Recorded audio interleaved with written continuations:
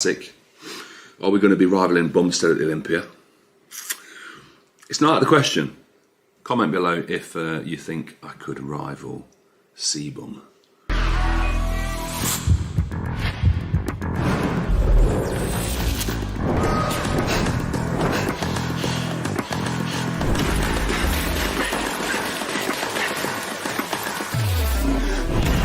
What is up, Desktoppers? Xavier Wills here for Desktop Bodybuilding, and we have a big bodybuilding news live video for you guys today. We're discussing Nathan De Asha coming back, looking huge, and he's very, very strong. The Giant moves to Classic Physique. Can he challenge CBUM? Sergio Oliva Jr. physique update ahead of the Arnold Classic in Brazil. Also, an update from Behrooz Tabani as he's 4 weeks and 3 weeks out of the Arnold Classic Brazil as well, and good luck to Dave Palumbo as well. I want to mention this one off the top, and I've got a photo of myself and Dave Palumbo, Chris Aceto, Chris Cormier, and my friend Michael Galley from back in 2014 in Australia, which I'll show you guys at the end of this video. But let's get straight into this one. And also, before we get into this one too, give this video a thumbs up, smash that like button. If you are watching live, if you are watching later, leave your questions and comments. And if you are watching live, I'll try to get to them live as well. And if not, I'll try to get in the comments as well. Some of you guys may have noticed I'm getting back to more comments lately as well. So let's get into this and discuss Jamie Johal's comments about going to the Classic Physique and potentially challenging Classic. CBUM. Are we going to be rivaling Bumstead at the Olympia? It's not out of the question.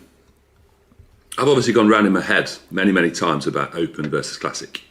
And going through this journey right now, being fitter and healthier, I can think of nothing worse than being super heavy again. Right now, these might change. You know, I'm always about being in the moment with what I'm feeling and conveying that and sharing that with you guys. So we have to remember too that Jamie Johal is 6'5", so this dude's absolutely enormous. So he carries a ton of weight. So even though he's taller and it's more proportionate, it's still going to be a lot harder. He still has one human heart. He's still, you know, you see a lot of these taller guys, like I'm talking 7 foot plus guys and guys that are 7'5" plus, the really tall guys, they tend to have issues. They tend to not live as long. So just having that overall weight be higher, and it seems like really tall people that are very heavy, and just very heavy people in general, seem to live a little bit less. So this is, in my opinion, is a good move if he doesn't want to be super heavy and have to force the amount of food that he has to force. This is right now. I can't think of anything worse than being heavier and eating 8,000 to 10,000 calories a day. Just can't think of anything worse. So the fact that I am 289, 288, and you know, a good way off the classic weight at 270 still. I know how. So that answers this question. What's his weight cap for Classic and what does he weigh now?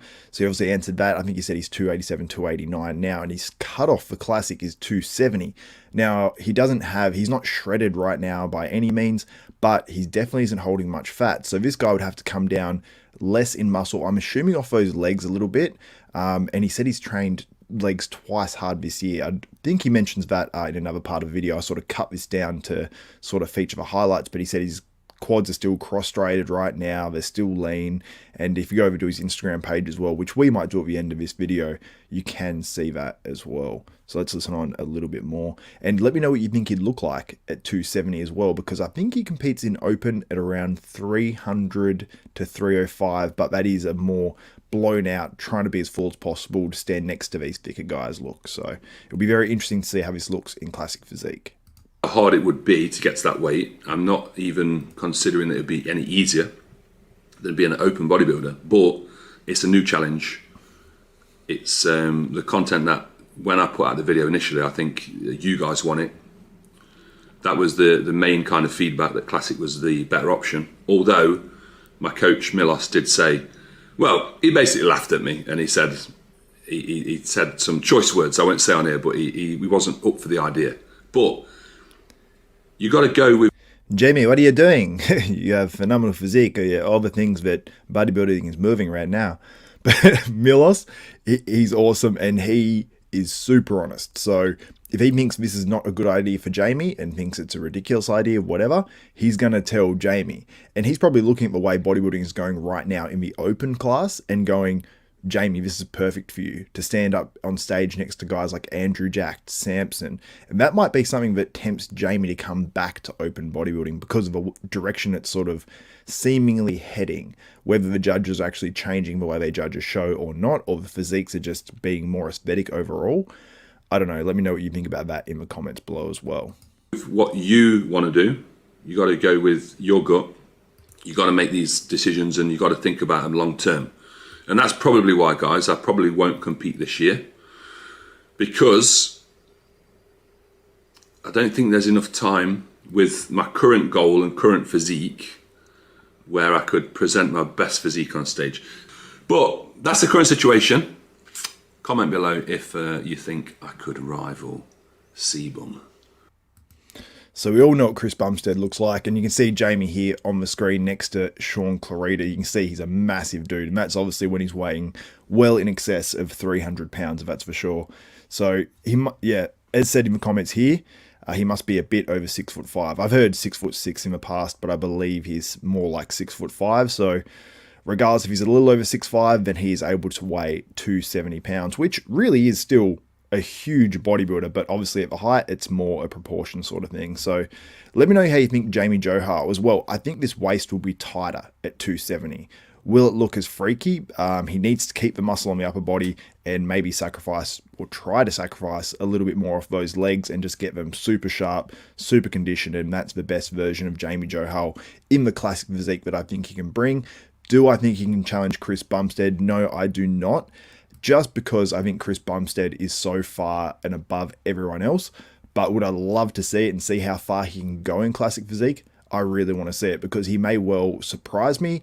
He may well not surprise me. I'm just looking forward to seeing what that would look like. But let's move on and talk about some of the other stories in this video, because we've got a whole bunch for you guys that we're going to be discussing. And the next one is Sergio Oliva Jr. 3 weeks and 2 days, or 3 weeks and 4 days. I think 3 weeks and 4 days out from that Arnold Classic in Brazil, but he is planning on competing. Obviously, Sergio's been through a bit lately in terms of what went down, and he's involved in that accident where unfortunately someone did pass away, and he's got to deal with that, plus the fact that he was, you know, literally, what do you call it, detained, kept until they sort of figured out what was going on with this. And Sergio, you know, he didn't even actually hit the guy that actually passed away in the end. So it's more of a, you know, in Dubai it works very different. So being locked up abroad has to be extremely stressful. And then obviously he's got to deal with, you know, the insurance side of things and all that sort of stuff. So my heart really goes out to Sergio and what he's had to go through from no fault of his own. So, yeah, as you can see here, though, his waist is looking super tight, which is something I really wanted to see from Sergio this year, because it accentuates his physique so much more when his waist is super tight and those abs are tight. I'd love to see actually a little bit more thickness in the abs. And I know that sounds unusual, and I'd much prefer a small stomach like Sergio's where it's really tight and sucked in like that over something that comes out. But I think you can even develop these abs maybe even a little bit more. I'm not sure if he trains abs or not, but one thing I'm loving on this physique update, look at his shoulders. You don't see that too much in the IFBB Pro League right now. He has lines all through those shoulders.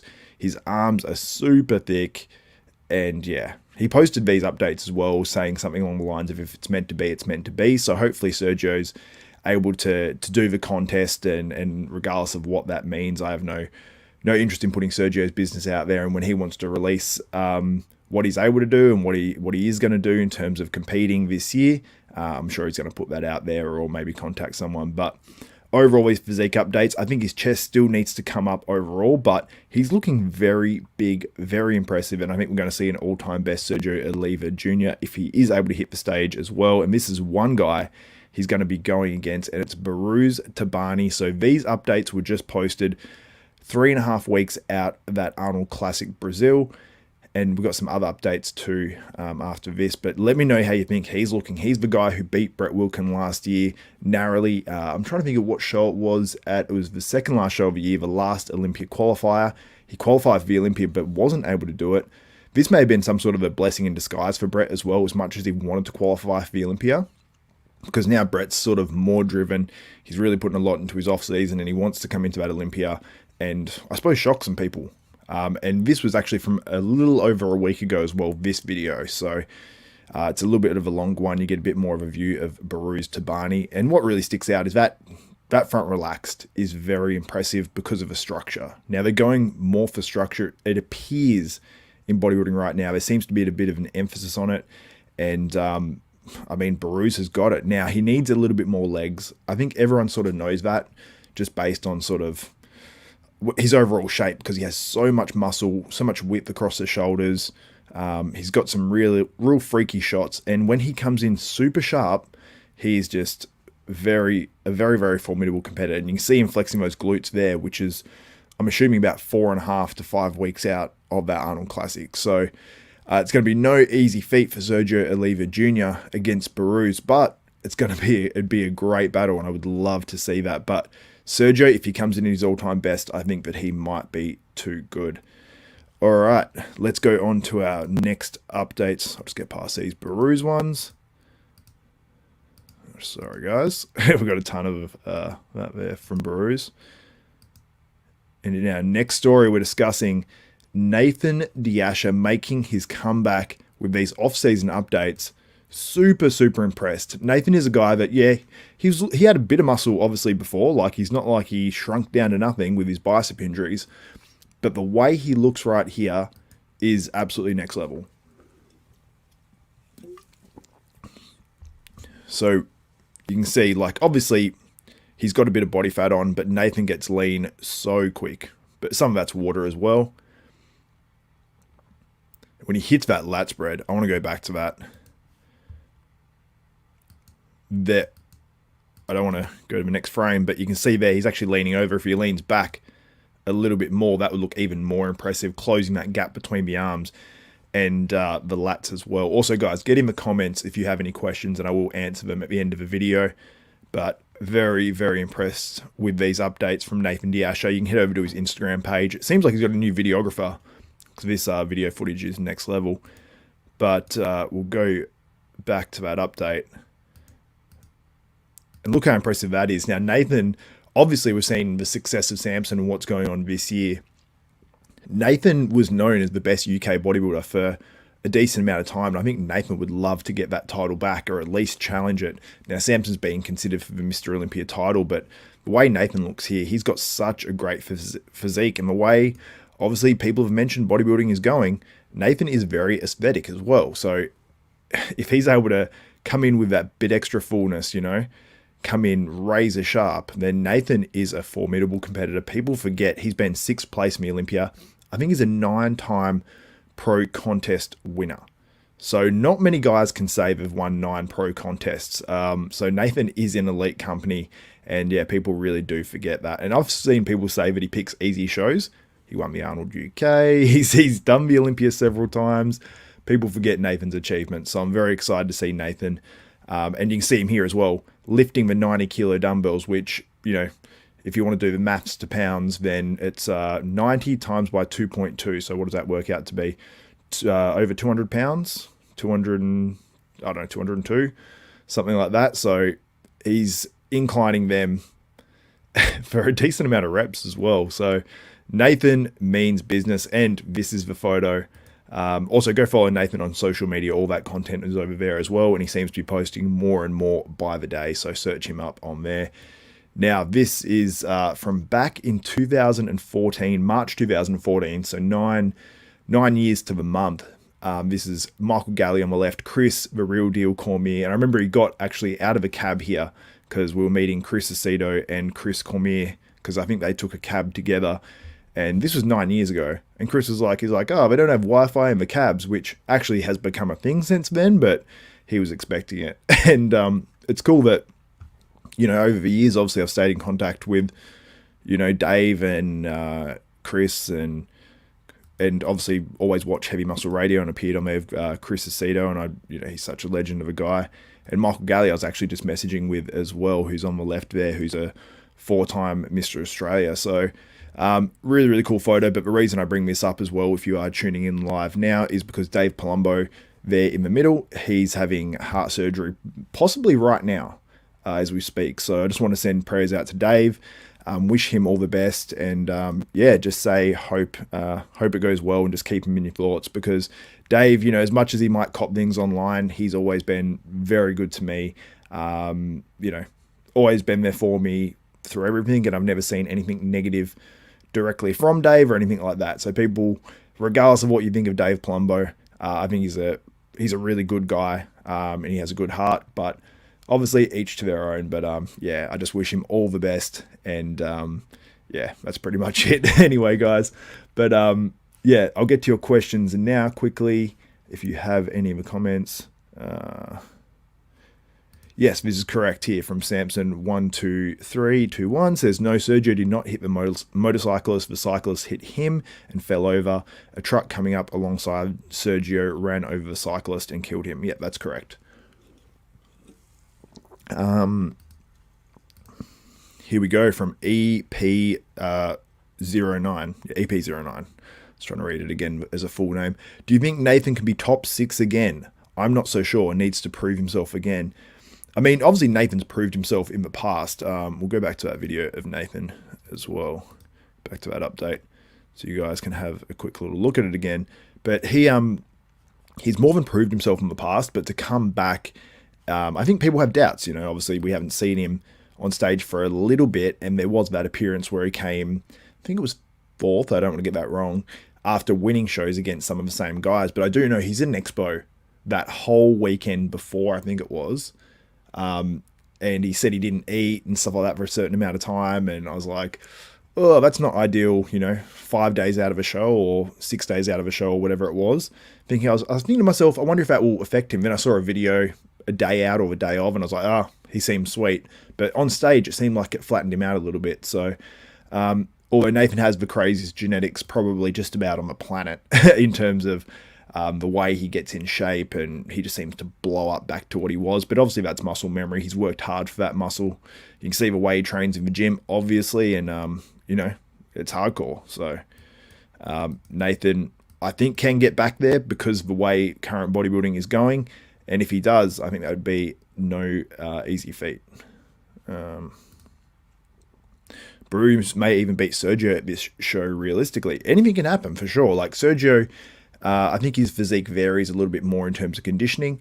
Behrooz is, you know, he's going to be on the money no matter what. So as long as Sergio brings his conditioning and he has extra fullness and roundness, and I believe Sergio's taller too, which side by side would look more impressive, Sergio would win, but Behrooz is no easy feat.